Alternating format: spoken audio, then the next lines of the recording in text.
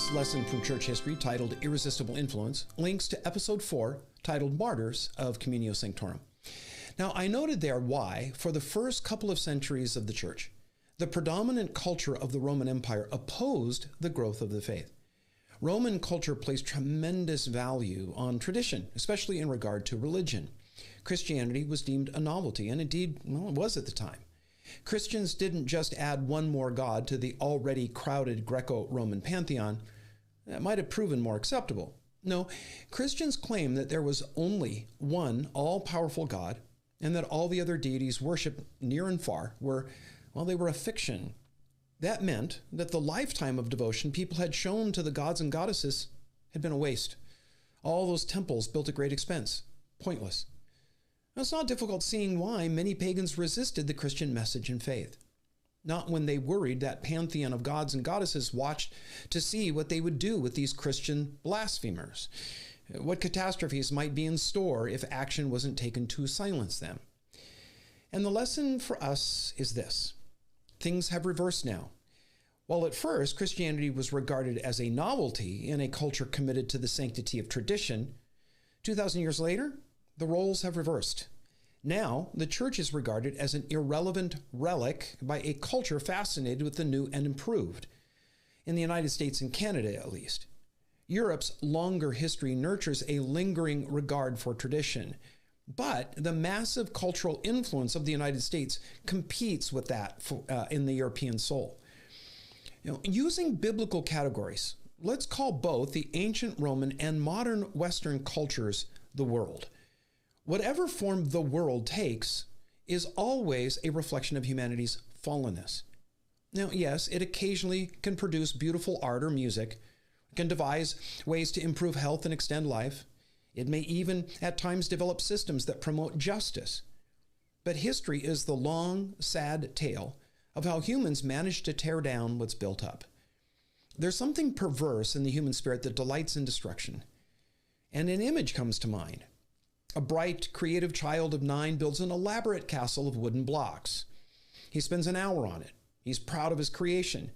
And then in walks his brother, who takes one look at it, sees nothing but something to destroy. So he picks up a block, throws it with all of his might, and down it comes. Now, how many times has that scene been replayed in one way or another by both children and adults over the centuries? The world will use either tradition or a fascination with change to attack the work of God. Either is a ready tool to oppose the emergence of God's kingdom. Whatever works. Satan is, after all, a pragmatist. Whether the followers of Jesus are dealing with the world's commitment to tradition or change, the point is, the gospel is always countercultural. The contest that we face today is to remain steadfast in our commitment to the historic, orthodox Christian faith, or as the book of Jude says in the 3rd verse of that brief letter, the faith which was once for all delivered to the saints. Now, here's the full verse. Beloved, Jude says, while I was very diligent to write to you concerning our common salvation, I found it necessary to write to you, exhorting you to contend earnestly for the faith which was once for all delivered to the saints. Now, unless you've been living in a monastery or eschew all forms of media, you're probably aware of how swiftly and dramatically the moral landscape has changed over the last decade. The secular steamroller that began in the 1960s gained speed slowly, but accelerated through the 70s, 80s, and 90s, and then kicked into high gear after the turn of the century. Now it seems to be moving swiftly downhill. As it gains momentum, more and more people seem to be getting on the bandwagon, as they say. The pressure is on Christians to conform, to drop our commitment to what's deemed by the world as an old-fashioned, out-of-date, and ultimately repressive morality. Now, there's so much more I want to say about the why behind the push for the new morality, but we'll save it for a later series on the Short Take series. For now, it's enough to say that the gospel makes us countercultural.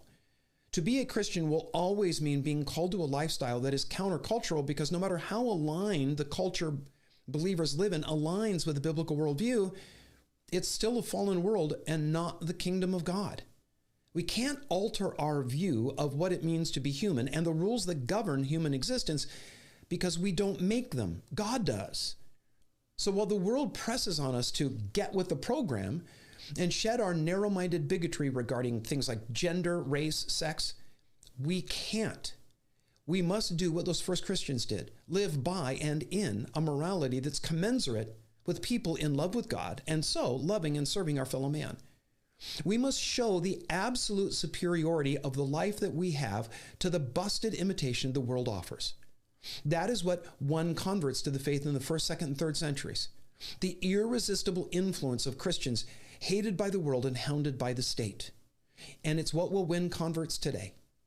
As all the organs of cultural formation press a message on the church of comply or fry, may our unbelieving family members, friends, neighbors, fellow students, and workmates see and hear in us the truth that the gospel of Jesus Christ really is the power of God to save those who believe.